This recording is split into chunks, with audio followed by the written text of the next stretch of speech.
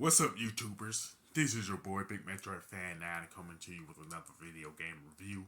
And in this review, I'm going to talk about the game WWE Day of Reckoning 2, which was released on the Nintendo GameCube by THQ and Yuke. And this is the sequel to WWE Day of Reckoning, and it's the last WWE game released on the GameCube. And pretty much the plot of the game is that the World Heavyweight Championship was stolen, and the player's character is being accused of stealing it, and he had to clear his name. And of course, this is pretty much a continuation of the story mode from Day of Reckoning, where the plot of that game is where the player's character starts in the WWE developmental and becomes World Heavyweight Champion by defeating Triple H at WrestleMania and stuff. Now, the main menu for WWE Day of Reckoning 2 is Exhibition, Story Mode, Create a Wrestler, WWE Shop.com, Tutorials, and Options, which is pretty much the same main menu for the first WWE Day of Reckoning game. Now, the exhibition mode has a single, tag team, triple threat, fatal four way handicap, and Royal Rumble. And you can pick like different match types, like a normal match, ladder match, hardcore match, last man standing match, and others and stuff like that.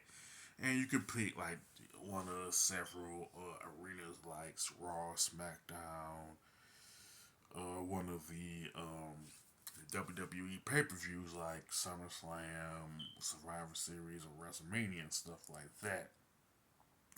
And like I said, the story mode pretty much happens several months after WWE Day of Reckoning and stuff like that. You know what I'm saying? Like I said, the player's character loses to Triple H in terms of like losing the World Heavyweight Championship. Where the story mode begins at is where Eric Bischoff comes out, talks about a match between Triple H and Jericho for the World Heavyweight Championship, where Triple H had Jericho pinned, but Jericho made Triple H tap out. So because of that, Eric Bischoff pretty much declared the World Heavyweight Championship vacant and set up an eight man tournament to crown a new World Heavyweight champion, where the two uh, wrestlers will meet each other in the finals at WrestleMania. But the day of WrestleMania, the championship is stolen, and the player's character is being blamed, and he's trying to clear his name and stuff. So this is where the whole premise of the story mode is at, and stuff like that. Now, the create a wrestler mode is where you need to go first before heading to the story mode. Of course, like the first game, but it is pretty much more detailed than the previous Day of Reckoning game. In fact, it's pretty much more detailed than all three WWE games that was on the GameCube and stuff like that. And this is mainly the outfits, the move set, and the entrance for the creative wrestler and stuff like that. You know what I'm saying?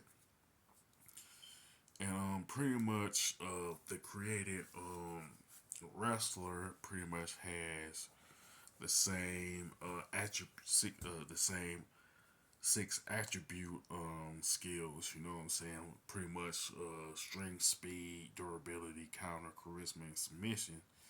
Plus, THQ added five different skill sets like striking, grappling, max skills, aerial attacks, and dirty tactics, which are all like separate.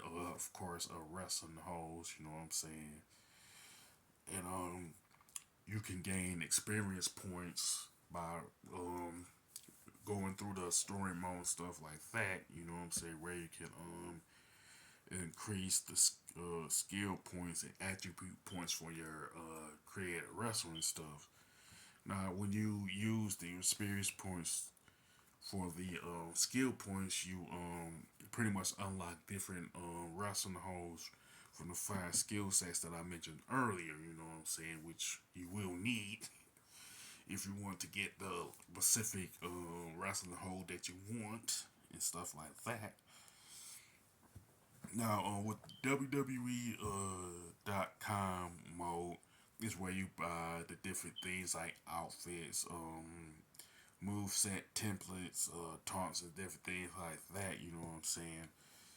And pretty much you earn money from playing the exhibition mode and the story mode to get so you can buy the different things that you want and stuff like that. You know what I'm saying?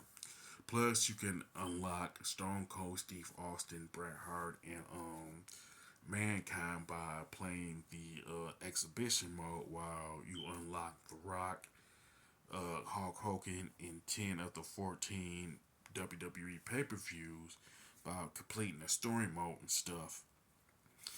And there's pretty much a couple of additions to the gameplay that you will notice. One of them being the stamina meter, and the other one is the submission mini game. You know what I'm saying?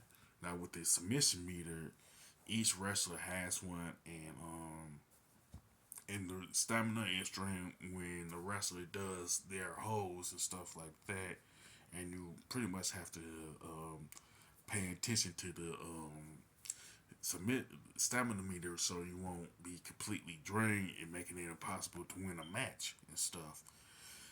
And the four as far as the submission mini game goes, it's pretty similar to us Tecmo Bowl for the NES, where you have like four like options to pick from.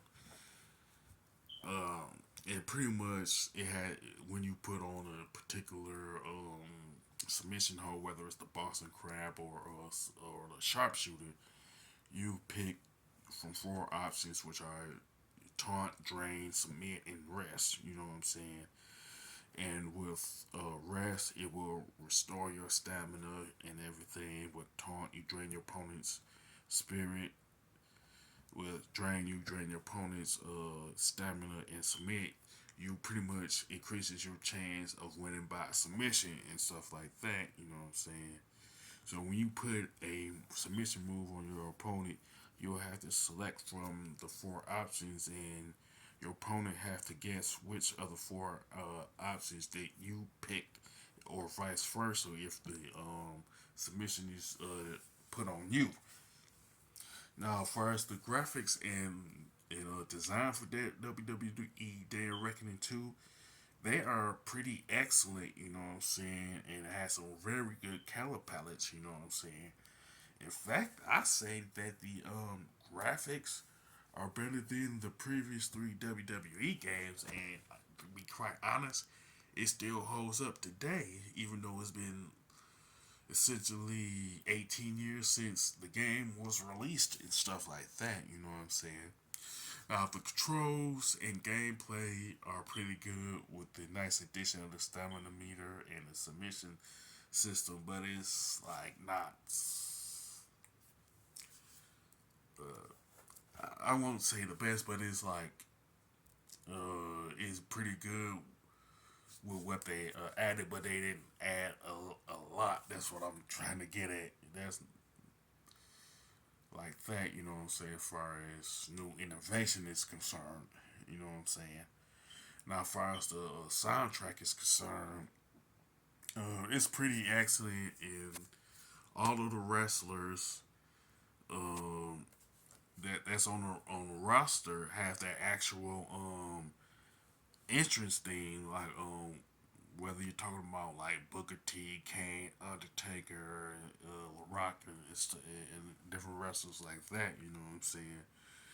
And I'll be honest enough to admit that WWE Day of Reckoning 2 is pretty much the best